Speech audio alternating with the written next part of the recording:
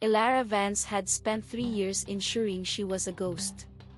New York City, however, had a way of refusing to forget its ghosts, especially those who shared a face with the famously departed. She stood on the corner of 5th Avenue and 51st Street, the bitter November wind whipping her black cashmere coat around her legs, feeling the city's familiar, brutal pulse against her solitude. She had flown in under an assumed name, utilizing 3 separate layers of digital and physical obfuscation. Her survival instinct, honed since childhood, demanded it. But her conscience, a raw, throbbing wound left by a final, screaming phone call 3 years prior, had dragged her back.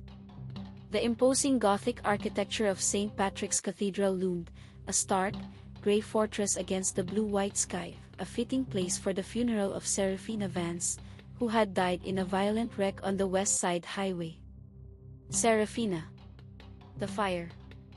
Elara was the ice, the controlled, sharp counterpoint to her twin's reckless, brilliant blaze. 3 years ago, Elara had severed all ties when Seraphina chose Dante De Luca, the heir to the East Coast's most feared and entrenched crime family. It was a choice that felt like a betrayal of their parents' brutal legacy, the rigorous training in counter-surveillance, languages, and survival they had endured as children of former Eastern Bloc intelligence assets. Seraphina had wanted out, she had wanted romance, art, and normalcy. Elara had accepted the burden of their past. Now, Seraphina was dead, and Elara was here to collect the debt of her own regret. She moved with the fluid, economical grace of a person who rarely allowed herself unnecessary movement. Inside the cathedral, the air was thick with the scent of lilies and the oppressive silence of genuine, powerful grief. The sheer scale of the De Luca influence was immediately apparent. The cathedral was filled, yet the mourners were unusually still, their sorrow amplified by an underlying tension. Elara's entrance cut through the quiet like a sonic boom. He was standing beside the open casket, his shoulders rigid with a grief so profound it seemed to pull the light from the air.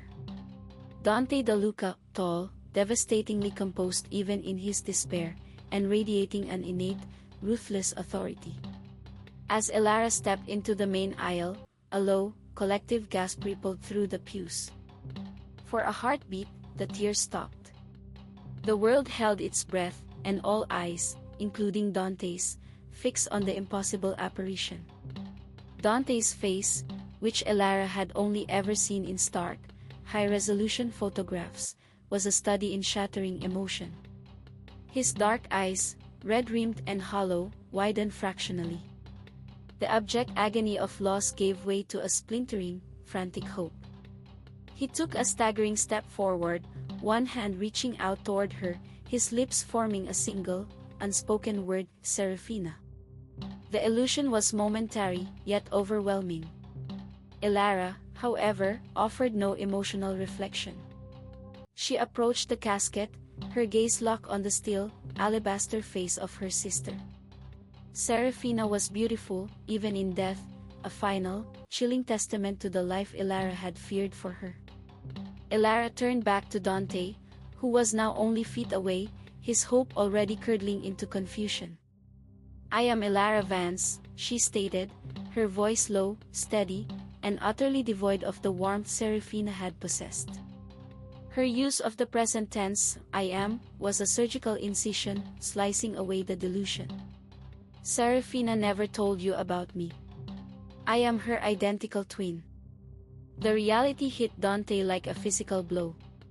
The frantic hope vanished, replaced by a cold, immediate fury. The man standing before her was instantly recognizable as the head of an empire, capable of unspeakable things. "Another secret," he murmured, his voice a dangerous grate, his gaze moving over her face with ruthless intensity. He saw the differences where others saw only sameness, the ice blue clarity in Elara's eyes versus the familiar storm of Seraphina's, the disciplined stillness of Elara's posture versus her sister's impulsive, fiery movement. "You are not her." He was right. Seraphina was the fire that consumed itself. Elara was the glacier, cold, enduring, and capable of carving mountains. "Wait for me after the ceremony," Dante commanded, the suggestion of a question absent from his tone. It was an order, and the steel in his voice was unmistakable. Throughout the lengthy Catholic service, while Dante retreated to the front row, Elara shifted her focus from mourning to analysis. She was a translator by profession, but her true skill lay in decoding silence, body language, and linguistic subtleties. Her attention was drawn not to the weeping relatives but to the rings of men in dark suits, the De Luca security detail. They weren't just protecting, they were monitoring. Elara spoke 6 languages fluently, including the Sicilian and Neapolitan dialects of Italian often spoken in hushed tones by the family's old guard. She subtly adjusted her position, leaning closer to an ornate column near 2 well-dressed men who were communicating with curt, low-frequency bursts. They spoke in a rapid, almost private Sicilian dialect. She listened, translating not just the words, but the intent, parsing the clipped, brutal code of the famiglia. "Not an accident," the first man muttered, glancing nervously toward Dante. The second man replied, "No one is calling it that." The blade was clean. It was a message, directly from the Kosovan syndicate. Elara's breath hitched, but her expression remained perfectly neutral. "Did we send the response? Thorne is handling the cleanup. We need to secure the assets Seraphina had access to. We can't risk that falling into Kosovan hands." "And the car?" "A clean break cut. Flawless. Nothing to trace. We send a girl into the fire, they send her back in pieces. The message is received. Assassination." It wasn't grief she felt, but a sickening, cold validation of every fear she had ever harbored about Seraphina's choice. Her sister had been a pawn, sacrificed by her dangerous fiancé or, worse, by his enemies. The official narrative was a lie, a thin sheet of ice over a freezing river of organized crime and violence. As the casket was being wheeled out, a hulking shadow fell over her. Silas Thorne, Dante De Luca's head of security, a man whose reputation preceded him even in the whispers of the intelligence community. He was the embodiment of silent, capable threat. "Miss Vance," Silas's voice was a low, dry rasp. "You have become a liability, simply by your existence. A mirror image of the victim makes you the most desirable target in this city." A reminder. He didn't wait for a response, placing a heavy, restraining hand on her arm. "You are coming with me to the residence. Mr. De Luca insists on privacy for the wake." The De Luca mansion was a fortress disguised as a home, all marble, dark wood, and oppressive wealth in Greenwich. Elara was ushered into a reception room overflowing with dark suits and muted conversation. It was here, while Dante was occupied with obligatory exchanges, that she was approached by a slight woman with kind eyes. "Elara? You must be Elara." "Oh God," Seraphina's twin. "I'm Chloe," she was my friend. "From the gallery." Chloe's voice trembled. She was terrified. About a month ago, she started changing her accounts, hiding things. She was building a file, Elara. She was trying to leave him. She was trying to contact you again. Chloe's words confirmed the eavesdropping. Seraphina hadn't died trying to run away from a crime family, she had died trying to run with the evidence she had gathered against them. The guilt that Elara carried for abandoning her sister shifted, burning hotter, evolving into a focused, razor-sharp need for retribution. The confrontation was saved for the library, a vast, 2-story room lined with leather-bound volumes that smelled of age and secrets. Dante stood by a mahogany desk, staring out the window at the estate grounds, his back to her. "The lie ends now, De Luca," Elara stated, bypassing all pleasantries. "It wasn't an accident. She was assassinated. The brakes were cut, and the message was delivered from the Kosovan syndicate. Dante didn't flinch, nor did he turn around. The calculated composure was back, replacing the shattered lover. "You are bold, Miss Vance. Or perhaps foolish, to level such an accusation against the man you assume is responsible." "I don't assume," Elara said, moving forward until she was directly behind him, her voice dropping to an urgent pitch. "I overheard the conversation between your security detail in St. Patrick's. The clean blade, the flawless break cut. They confirmed the Kosovan syndicate used Seraphina to send a message to you. Your men are already securing the assets she accessed. She wasn't just murdered, Dante. She was sacrificed in a power play, and you covered it up." He slowly turned, his eyes burning into hers. The initial denial died in his throat. He saw the truth reflected in her icy certainty. He saw the cold, brutal intelligence required to decipher coded, rapid dialect in a crowded room. "You have exceptional hearing, Elara," he finally conceded, his words heavy and dangerous. "Yes. She was a casualty in a war she didn't understand. She was collecting evidence, threatening the stability of a truce I needed to maintain. They used her to hurt me, to show weakness in my defenses." Dante studied her, his gaze penetrating past the surface similarity to Seraphina. He wasn't looking at a grieving relative, he was looking at an asset. "Who are you, really?" he asked, the question slicing through the air. "The way you move, the way you listen, the lack of fear when you accuse a man like me, you are not a simple translator." The moment was inevitable. Her parents' legacy, her sister's desperate, final act, they all culminated in this single, cold admission. "Our parents," Elara said, meeting his stare without blinking, "were political refugees from a specialized unit in Eastern Europe. They didn't just escape, they defected. They raised us in hiding, training us in counterintelligence, evasion, and language acquisition. They prepared us for a life of survival. Seraphina ran from it. I accepted it. I came back because I owe my sister the truth. I owe her justice." A faint, chilling smile touched the corner of Dante's mouth. "The survivor came back," he observed. He moved around the desk, leaning against its edge, closing the distance between them. "You look like her, you hate my world like her, but you have the skills she never did. You are the perfect solution to the problem the Kosovans created." His voice lowered, becoming a dangerous proposition. "They still believe she is dead in a car crash. They believe their message was delivered and the asset is neutralized. We will let them believe it. You, Elara Vance, will take her place. You will live as Seraphina. You will cover the assassination, and you will find the mole inside my organization that gave the syndicate the means to kill her. You are her ghost, but you will be my weapon.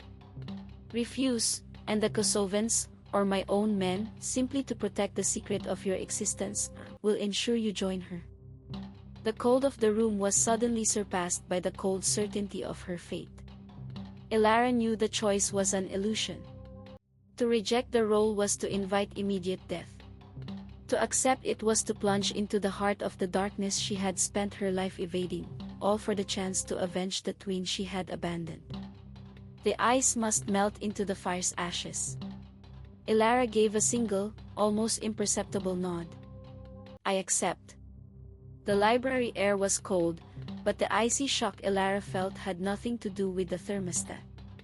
Her single word of acceptance, "I accept," was a contract signed in blood, committing her to the life her sister had died trying to escape. She stood opposite Dante, feeling not a prisoner, but a weapon that had just been handed a target. Dante's expression softened from cold fury into something purely calculating. "Good. Seraphina died in the crash. The body in the casket was identified by her dental records, a formality now being hastily undone by my team. The cover story is simple. She was found critically injured, suffered severe head trauma, and has been in a medically induced coma until this morning. The funeral was a necessary theater for the syndicate. You are back, but you are change. A change in temperament will be a challenge, Elara noted, her analytical mind already running simulations. Seraphina was impulsive, kinetic. I am disciplined, rigid. The people who knew her intimately will recognize the divergence. Dante walked to a hidden panel and retrieved a simple, black leather journal and a set of keys. They will attribute your coldness to the trauma. But the discipline? That is why you are here. Seraphina's life was art and chaos. You must now mimic the chaos while applying your discipline to my mission. You have two objectives: first, to recover the evidence Seraphina compiled, the assets, and second, to identify the source inside my organization who gave the Kosovans the window to execute the kill. I want the mole. He placed a heavy, controlling hand on her shoulder. You move into Seraphina's private suite tonight. You will study her. Her social media, her texts, her voice memos, her preferences. Everything. You will not leave the residence unless escorted by Silas Thorne. You are under constant, internal surveillance, Elara. Not for your protection, but for my control. If you falter, if you break character, or if you attempt to escape, your mission will end immediately, and definitively. And what do I call you? Elara asked, peeling his hand from her shoulder with an economy of movement that surprised him. You call me Dante, he replied, a shadow of a grimace crossing his lips. You are my grieving, traumatized fiancée, brought back from the brink of death. You will play the role of the woman I intended to marry. Start by convincing the staff you belong here. Silas Thorne was the embodiment of the prison Elara had stepped into. He escorted her to the sprawling private suite Seraphina had occupied, a three-room area on the third floor of the mansion. As she crossed the threshold, the clash of personalities was immediately jarring. Seraphina's life was an explosion of color, passion, and light. The walls were adorned with her raw, vibrant photographic prints, the air carried a faint, lingering scent of patchouli and expensive oil paints. It was the lair of the fire. Your sister was not subtle, Silas observed, leaning casually against the doorframe, his presence a heavy, leaden weight. Elara ignored him, her eyes sweeping the room, cataloging vulnerabilities, exit routes, and potential hiding spots. She located a high-end Mac workstation, two burner phones, and a digital camera bag. These were the tools of her sister's rebellion. The art studio is downstairs, Silas continued, his voice devoid of inflection. A small, contained chaos. You should visit it. Seraphina spent hours there. To the staff, this is her sanctuary. To me, it is a potential containment field for evidence. Elara finally acknowledged him. Seraphina was trained to hide things. Do you believe she left the assets exposed on a desktop? Silas's eyes narrowed, a flash of grudging respect mingling with his suspicion. No. But she left clues. She was emotional. You, however, appear to be a flowchart. She turned to the Mac, powering it up. The login screen showed a smiling Seraphina, vibrant and alive. Password? You will need to discover that part yourself, or ask the man who loved her, Silas provided, a subtle test. Elara dismissed him with a glance. She used her training, not romance. She checked the worn notebook Dante had provided. Seraphina's handwriting was looping and passionate. On the inside back cover, scrawled beneath a doodle of a phoenix, was a sequence of numbers and letters. It wasn't a standard password, it was a cryptographic key fragment. After 2 attempts, using a common cipher their parents had taught them, the system unlocked. The digital window opened. Elara spent the next 48 hours steeped in her sister's life. It was a dizzying descent into the mind of a woman she barely knew anymore. Seraphina's photographic subjects were often stark, lonely streetscapes, beautiful things juxtaposed with urban decay. Her email was full of collaborations with artists, interspersed with nervous, late-night searches for passports and visa requirements for countries outside the EU. The assets Chloe had mentioned were cleverly concealed within an encrypted folder named Portfolio Abstracts. Inside, Elara found a chronological, devastating ledger. It wasn't just bank transactions, it was a complex cross-reference of shell corporations, offshore money transfers, and, most damningly, a series of photographs showing specific docking locations and container numbers at the port of New York, timed precisely to match incoming shipments of narcotics disguised as high-end art crates. The sheer volume of the conspiracy was staggering. Seraphina hadn't been collecting a file, she had been preparing a complete dossier to bring down Dante's faction of the De Luca Empire. Elara felt a strange, detached admiration for her sister's courage, coupled with an increased certainty in her own mission. Dante was involved up to his neck, but the evidence also pointed to a larger structure, a network of co-conspirators he might not yet trust. On the third night, Elara had to face her first public performance. Dante, having concluded the private wake, had arranged a small, formal dinner with two key figures, Zia Isabella, Dante's formidable aunt and the matriarch of the family's social network, and Franco Rossi, the family's chief legal counsel and a man with a reputation for merciless intelligence. Elara dressed meticulously in one of Seraphina's high-fashion, but understated, black dresses. She attempted to emulate Seraphina's walk, a soft, almost defiant saunter, but Elara's gait was too purposeful, too efficient. She settled on a slow, hesitant limp, fabricating an injury from the accident to excuse her abnormal movement and reserve. When she entered the formal dining room, the atmosphere was immediately hostile, draped in silken suspicion. Zia Isabella, a woman whose jewelry was as sharp as her gaze, assessed Elara instantly. Seraphina. Grazie a Dio. We thought you were lost to us. Her voice was saccharine, but her eyes were flint. You are thinner.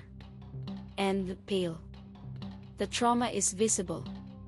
Elara lowered her gaze, channeling the shame and vulnerability Seraphina might have felt. She spoke with a slight, deliberate tremor, using a delicate, higher pitch than her natural, steady contralto.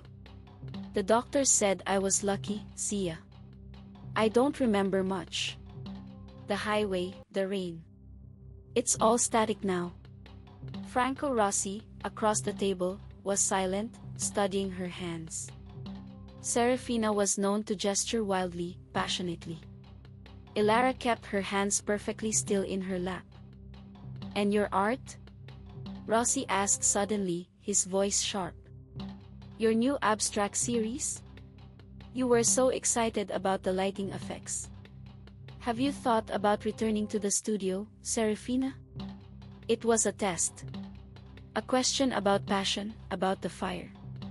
Elara chose her words carefully, drawing on the memory of the conversation between the security guards. The syndicate had used Seraphina's assets. I cannot, she stammered slightly, touching her forehead. The light. The sound. It feels like a cage. I feel safer with darkness and silence now. I don't know who I am, Franco. I only know I hate loud noises. This was brilliant in its simplicity. It explained her new reserved nature and simultaneously created a plausible reason for avoiding her studio, which Elara knew was the next place Dante's men would search thoroughly. The trauma had killed the fire. Zia Isabella nodded slowly, seemingly mollified. Poor child. The De Luca name is a heavy one, Seraphina. You are safe now, under Dante's roof. Stay close to him. As the dinner progressed, Elara noticed a subtle interaction between Rossi and a passing servant, a quick, almost imperceptible glance towards Dante, followed by a slight tightening in Rossi's jaw. It was nothing, yet Elara filed it away. She trusted her own instincts over all others. The mole wasn't necessarily a high-ranking official. It could be anyone with access. Later that evening, back in the suite, Elara was attempting to replicate Seraphina's signature lipstick shade when Dante appeared without knocking. He watched her for a moment, his gaze analytical and intense. "You handled Zia and Rossi well," he admitted, folding his arms across his chest. "The trauma explanation is airtight. But you need to embody the role, Elara. Not just play it. Seraphina didn't just love me, she wanted to consume me." Her passion was palpable. He crossed the room, his shadow consuming hers in the mirror. "You and I have no history. We have no trust. But to the outside world, we are deeply connected. Show me you understand the necessary depth of this deception." Elara felt the danger radiating off him, the same danger that had killed her sister. Yet, she needed access, and he was the key. She slowly turned, her expression blank, then reached out, placing a single, cold hand on his chest, directly over the relentless rhythm of his heart.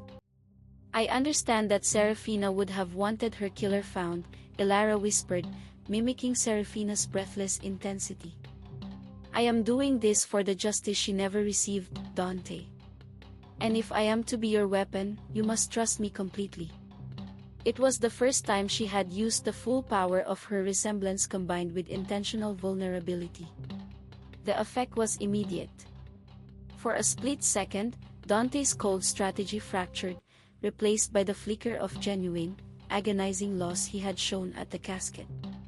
He leaned in, his intention clear. Elara did not pull away. The cost of admission into this world was absolute proximity to the threat. She needed to know his strengths and his weaknesses, and physical intimacy was a tool, not a surrender. She let him close the distance, accepting the dangerous immersion into the life of the woman he had loved, and whose death he had orchestrated and covered up. She was the ice, melting herself into the crucible of his desire, determined to emerge only after she had taken her vengeance. The kiss was a calculated risk, a necessary ignition in the high-stakes theater of the De Luca mansion. Dante's initial reaction was driven by grief and residual desire, but Elara felt the quick, terrifying shift to the tactical. He was testing her resolve, her commitment to the lie. She returned the pressure with a chilling simulation of Seraphina's fervor, a learned response, devoid of real heat, yet perfectly convincing. When he finally pulled back, his eyes were smoky with confusion and renewed interest. "You play your part well, Seraphina," he said, his voice husky. "The coma certainly changed your technique." Elara didn't flinch. "Survival changes everything, Dante. You wanted the survivor. Here she is." The encounter established a fragile, dangerous new normal. Elara and Dante were now bound by a publicly intimate, privately antagonistic relationship. They were performers on a deadly stage, and their audience included the Kosovan syndicate, the De Luca extended family, and the elusive mole. Elara's days became a meticulous, dual existence. By day, she was the fragile, traumatized Seraphina, clinging to Dante for stability. She participated in necessary social calls, using her trauma as a shield against intrusive questions. She wore Seraphina's clothes, mimicking her subtle scent profile and choosing accessories that matched her sister's artistic, yet expensive, taste. She was an anthropologist studying a dead civilization, inhabiting its remnants. By night, she was Elara, the operative. While Dante slept, or was engaged in late-night business meetings in the heavily guarded basement office, Elara worked. Her primary objective shifted from merely recovering Seraphina's digital assets, which she had securely mirrored and encrypted, to identifying the mole. She began by focusing on the seemingly innocuous interaction between Franco Rossi and the servant during the dinner. She knew that in a tightly controlled ecosystem like the De Luca mansion, every employee was a potential node of compromise. Using the burner phones Seraphina had left, Elara started tapping into the residence's low-frequency radio chatter and the digital traffic of the senior staff. Her language skills were invaluable. She could track shifts in Italian dialects, detect linguistic cues of anxiety or deception, and sift through the noise of daily operations. The servant in question was named Marco. He was a young man, only recently hired, who worked primarily in the dining room and assisted Zia Isabella. Elara observed him over several days, noting his routine. Marco was silent, efficient, and almost invisible, the perfect spy, or just a good butler. She needed a deeper breach. The basement office, where Dante held his meetings, was a technological fortress. But Elara knew the fundamental weakness of all security, the human element, and the maintenance schedule. One afternoon, while Dante was at a meeting downtown, Elara feigned a panic attack, collapsing in the main hallway. Silas Thorne, despite his rigid discipline, was momentarily thrown off balance. While he was distracted, calling for the house physician and securing the area, Elara used a miniature electronic jamming device, concealed in the clasp of her bracelet, to briefly corrupt the signal of a maintenance elevator sensor just feet away from her. The next day, she asked Dante if she could visit Seraphina's studio. He agreed, sending Silas with her. The studio was a glorious, heartbreaking mess. Canvases covered in passionate, unfinished strokes, scattered brushes, and the heavy, metallic tang of turpentine. It was a monument to the life Seraphina had chosen. While Silas stood guard by the door, Elara quickly moved to the back of the room, pretending to examine a large, abstract canvas. She knew Seraphina had likely hidden something physical here. She found it not in the canvas, but in a small, cheap wooden box of watercolor pencils, a brand Seraphina never used. Inside the hollowed-out base was a single, tiny microSD card. "Are you all right, Seraphina?" Silas asked, his voice sharp with suspicion. "No," Elara choked out, clutching the small box, feigning a sudden rush of grief. This was her favorite. I remember her using it. Silas, satisfied with the emotional display, let it pass. Back in her suite, Elara quickly accessed the contents of the microSD card. It contained low-quality, but highly sensitive, audio recordings. They weren't conversations, they were ambient recordings of different rooms in the mansion. Seraphina had bugged the house, gathering ambient proof of meetings and movements. One file, labeled 03/10/25_kitchen_0200, was immediately chilling. It was a conversation in low, strained English, not Italian. Voice 1, male, clear, educated accent, "He is too slow. The shipment is vital for the syndicate's entry into the West Coast. Give them the window on the West Side Highway. Use her car. Make it look like a tragic oversight." Voice 2, Marco, the servant, "The coordinates are set. I will confirm the brake lines are compromised. No trace will be left." Marco, the invisible servant. The mole was not Franco Rossi, but the access point to the inner workings of the house, the quiet presence who had overheard schedules and movements.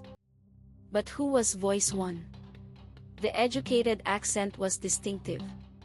Elara ran a vocal recognition analysis, a skill she had learned from a former contact. The software pinged a match, Dr. Elias Vance. Elara stared at the screen, paralyzed. Her father. The man who had trained them in the brutal art of survival, who had instilled the glacial control in her, was Voice 1. Elias Vance had not died years ago, as the family legend held. He was alive, working with the Kosovan syndicate, and he had personally ordered his own daughter's murder. The discovery was a paralyzing fusion of her two worlds.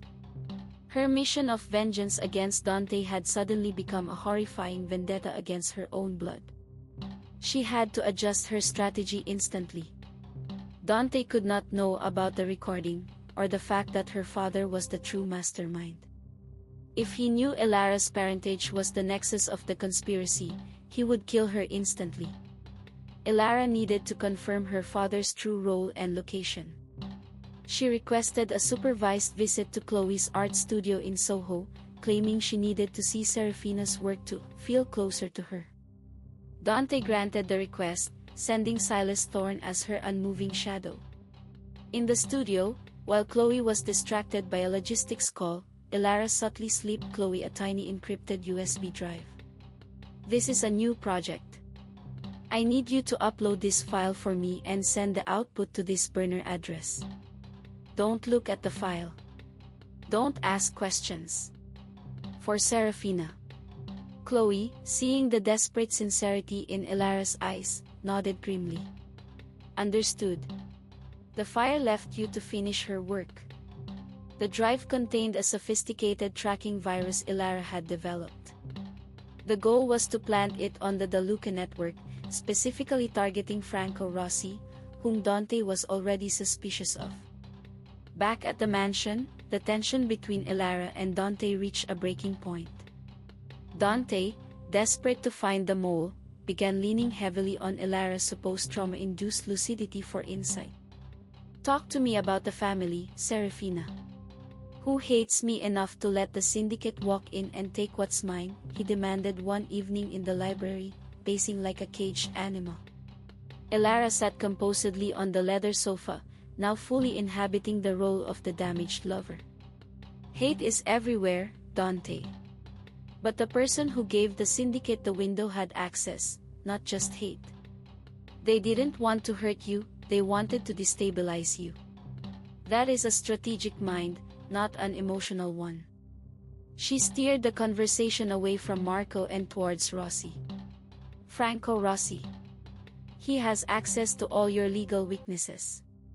If he was to cut the strings, he would use a knife, not an explosion." A quiet move.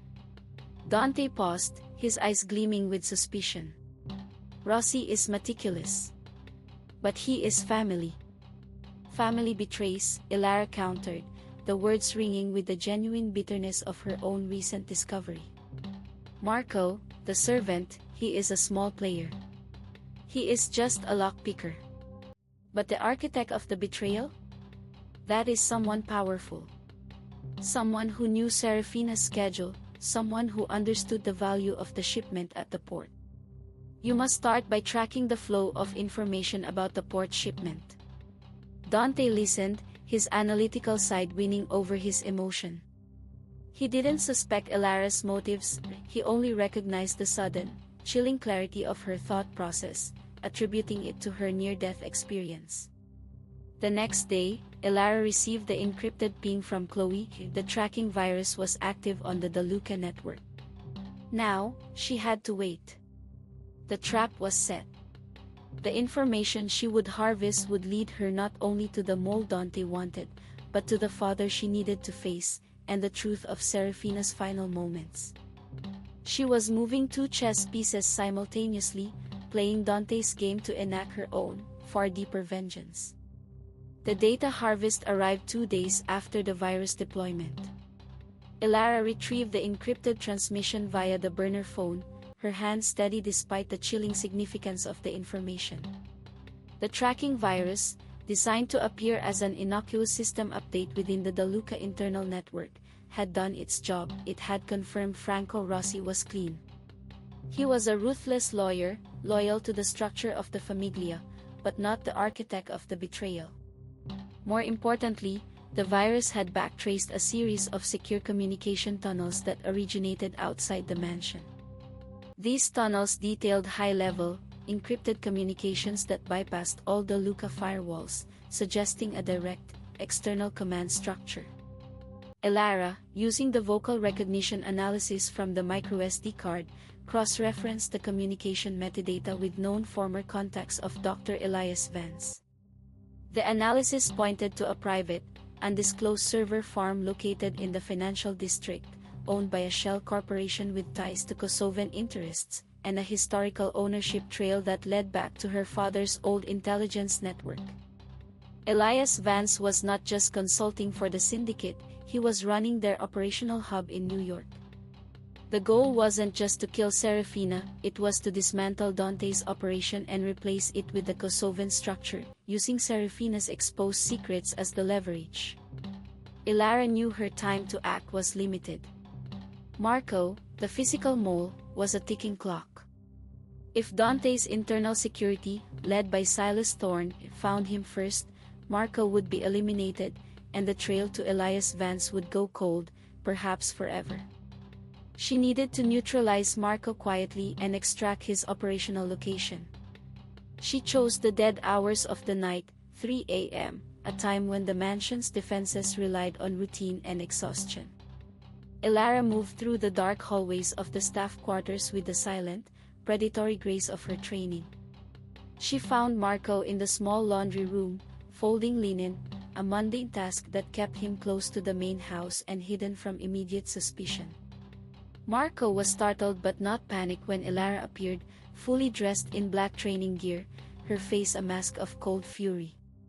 He recognized the change in her. This was not the traumatized fiancée, but the operative Seraphina had protected him from. Dr. Vance was clear, Marco stammered in hesitant English, retreating until his back hit the cold washing machine. "You were not to be contacted. You were to stay hidden." "My father is a ghost, Marco, and I am here for my sister," Elara hissed, keeping her voice low but piercing. "You helped him kill her. The accident was his order. Tell me where he is operating from. Now." Marco tried to reach for the small defensive blade he kept in his belt, but Elara was faster. She blocked the draw, twisting his wrist with precise, brutal efficiency. Marco gasped, dropping the knife. "Your loyalty is to a dead man, who is actually a monster," Elara stated, releasing the pressure slightly. "Dante is hunting the mole. Thorne will find you before sunrise. Give me the primary location, and I will give you a chance to disappear. Refuse, and you face Dante De Luca's reckoning."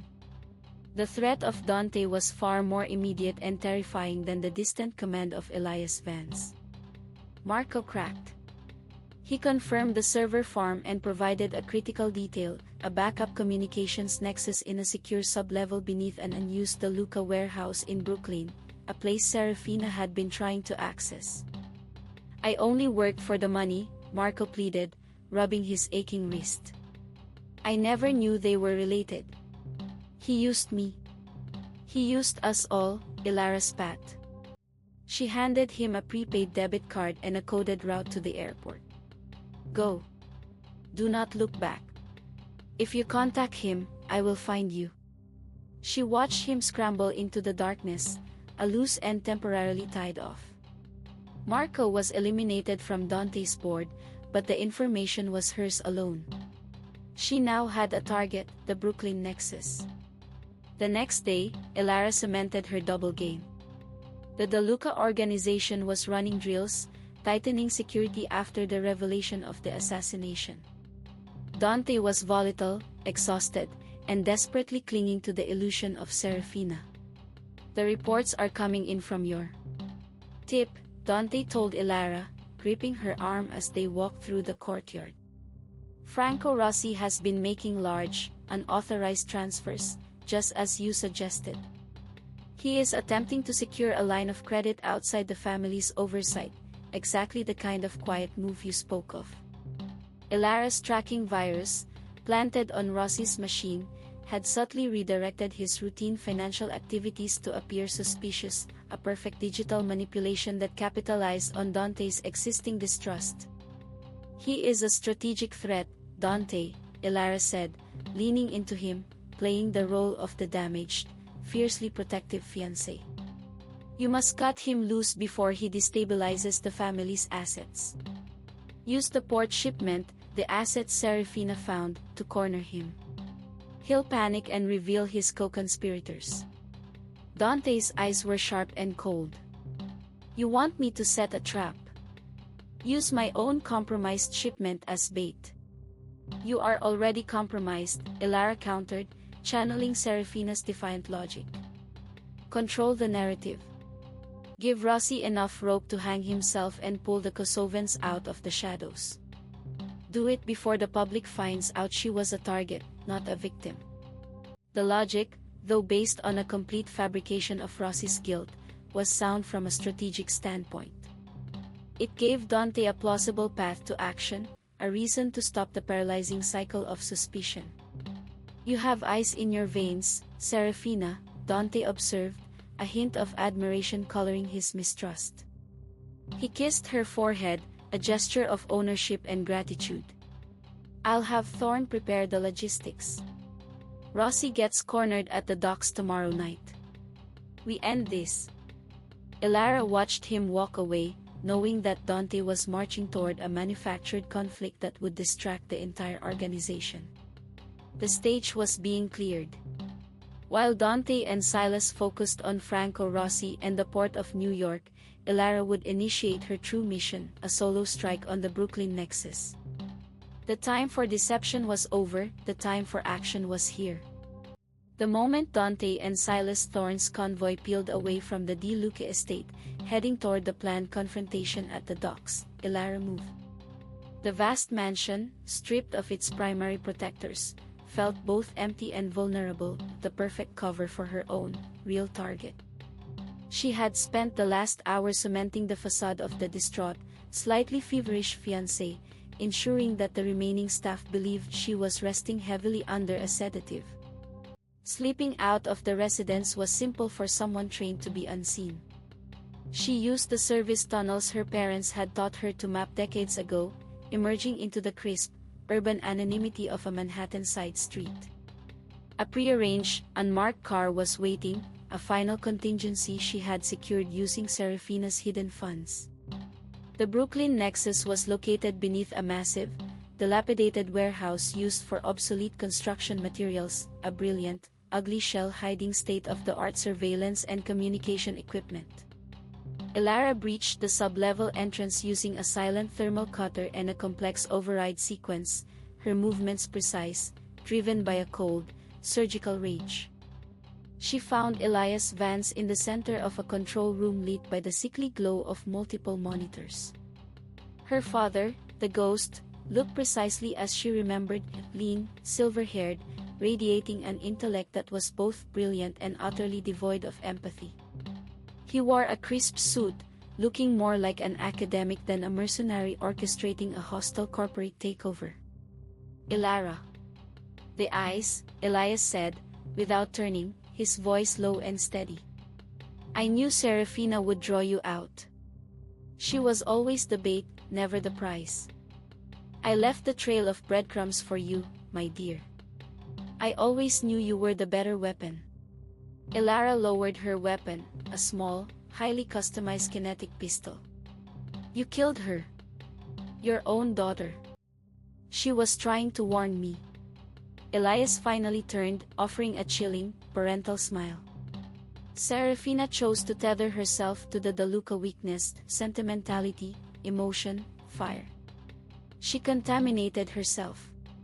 She was the one obstacle to completing the mission, replacing a rotting dynasty with a disciplined, profitable structure.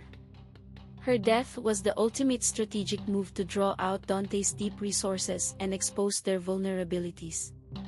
The Kosovan syndicate is just another empire built on blood, Elara spat, her glacial composure finally beginning to crack. You traded her life for a better contract. I traded her life for your future, Elara. The one you were trained for, Elias countered, gesturing around the room. We dismantle the old world and build the new. I am offering you a place at the summit. We can rule the intelligence landscape together. Elara looked at her father, recognizing the monstrous logic of his detachment. He saw life not as a gift, but as a data point, a strategic asset. Seraphina's death was merely a cost of doing business.